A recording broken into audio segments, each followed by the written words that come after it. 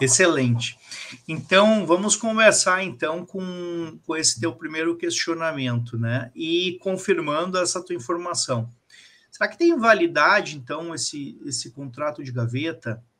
Eu dei uma observada na internet, algumas, né? Fiz uma pesquisa rápida, assim, antes da aula, para ver o que o pessoal estava dizendo. E eu vi gente dizendo que não tem validade e outros dizendo que tem validade, né? Só que essa resposta, ela recomenda um conhecimento jurídico bem específico, que é o seguinte: o Carlos tem razão, tem validade esse contrato, porém, ele tem um problema de eficácia. Olha que interessante isso, né? Então, os contratos de gaveta, eles têm validade. Eles têm validade entre os que conhecem o contrato, os que têm ciência do contrato, ou seja, o comprador e o vendedor. Então, entre comprador e vendedor, ele tem validade e ele tem eficácia. Então, tudo certo, porque eles fizeram um negócio. É bem como o Carlos diz, da onde que surgiu isso?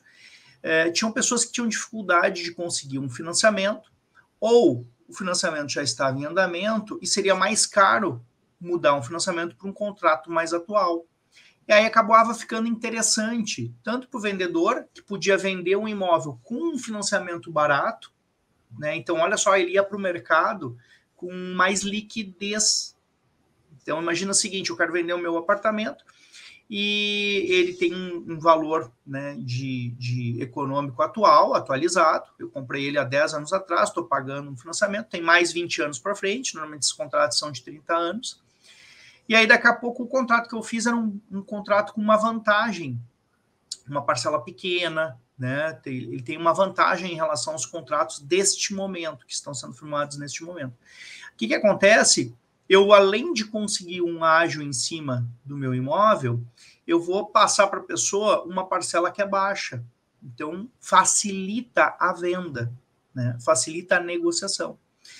Isso é o motivo pelo qual surgiram os contratos de gaveta. E às vezes a pessoa que comprava não tinha condições também de conseguir um financiamento, um bom financiamento, né, por conta das suas características, aquelas características que o banco leva em consideração, de renda, etc, etc e tal. Né? Às vezes a pessoa tem renda informal, não tem uma renda formal, né, e assim por diante. Então surge o contrato de gaveta por conta disso.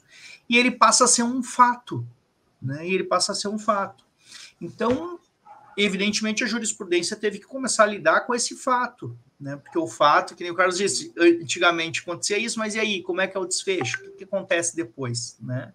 Então, assim, ó, entre os dois que compraram e venderam, o contrato é válido. Eles fizeram o contrato é válido. Entre eles, via de regra, se combina que a pessoa que está comprando passa a assumir, então, as parcelas, o pagamento das parcelas. Recomendamos nós que as pessoas façam este tipo de contrato? Claro que não. O ideal não é esse, porque ele passa a ter alguns riscos. Né? Ele é um contrato de grandes riscos. Se ele for descumprido, ele pode gerar muita confusão. Primeira confusão é o seguinte: perante o banco, o contrato é ineficaz. Ó, não estou falando de validade, hein? Lembra, né, dos planos da validade, da eficácia lá do Pontes de Miranda, né? Não estou falando de que ele não é válido. Ele é válido entre as partes, mas ele tem um problema de eficácia. Ele não pode ser exigido perante o banco. Então, imaginemos que o comprador ele para de honrar com as parcelas. O que vai acontecer?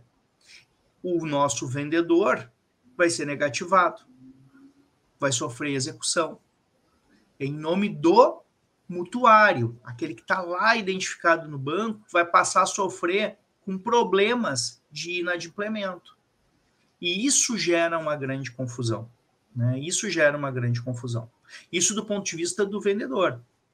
E do ponto de vista do comprador, né? Que nem o Carlos disse, 30 anos depois, imagina que o cara cumpriu tudo bonitinho, pagou tudo direitinho.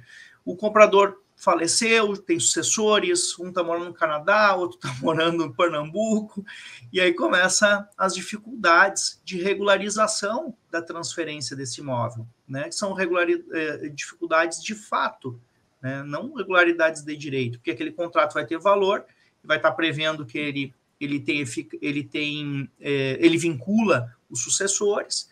Então, de alguma maneira, a gente tem meios jurídicos de fazer esse contrato ser cumprido.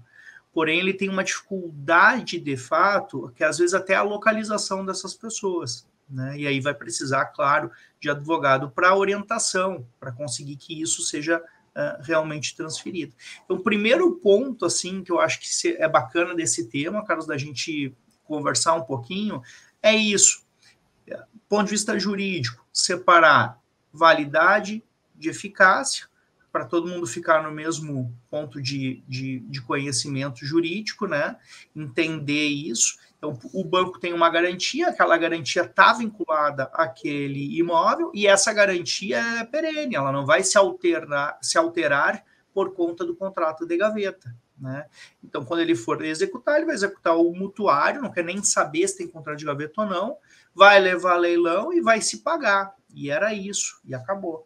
Gerando os problemas entre comprador e vendedor, para serem, né, resolvidos entre eles. O banco não está nem aí para isso. O outro problema, que é esse que o Carlos traz, é o de, e aí, como é que fica depois, né, na regularização?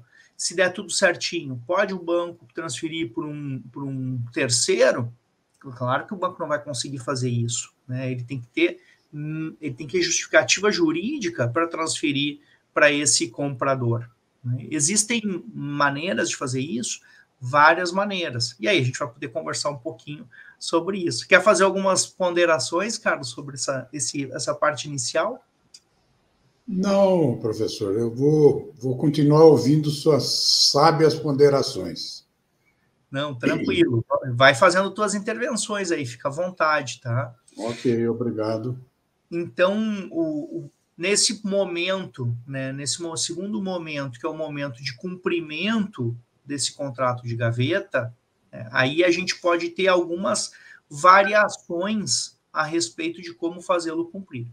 Mas antes, deixa eu falar um pouquinho sobre legitimidade, porque esse tema do contrato de gaveta, ele foi muito, muito já examinado pela jurisprudência na perspectiva da legitimidade. Sabem por quê? Além de tudo, os terceiros compradores, às vezes, por entrar em dificuldade financeira, resolviam também revisar os contratos. Olha só a confusão, hein, pessoal? E aí entravam com ações de revisão contratual, né? E aí apresentavam em juízo, perante a instituição financeira, o contrato de gaveta. E aí a jurisprudência foi para um lado e foi para o outro, né? Alguns entendendo que o comprador esse não tinha legitimidade para revisar o contrato, e outros entendendo que ele tinha legitimidade para revisar o contrato. Olha a confusão do caramba.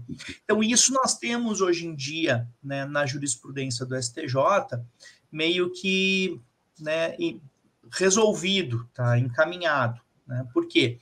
Porque justamente pela existência desses contratos de gaveta, né, o próprio legislador teve que tratar um pouco deles, né, teve que tratar deles. Né, e aí surgiu uma lei, né, que é a lei, deixa eu ver, eu anotei aqui, eu não me lembro de cabeça, a 10.150, né, do ano 2000, ela surgiu para a regularização desses contratos de gaveta. E ela diz o seguinte, olha, os que têm os contratos com fundo de compensação de variações, das variações salariais, né, esses contratos com o fundo, eles têm, que tem cobertura desse fundo, né, eles vão dar legitimidade também para o adquirente, né, para esse comprador, para ele poder discutir em juízo. Já os contratos que não têm a proteção desse fundo, o STJ entendeu, né, que não teria legitimidade, então, para discutir. Então, o grande critério é o tal do fundo esse, né, por conta dessa lei que eu acabei de mencionar para vocês. Deixa eu botar aqui para vocês o recurso especial que trata desse tema, né, um leading case que é do Rio Grande do Sul, né, e esse caso aqui, ele foi julgado... Não, o último aqui que está mencionado no informativo da STJ de 2013, do ministro Ricardo Vilas Boas Cueva, tá?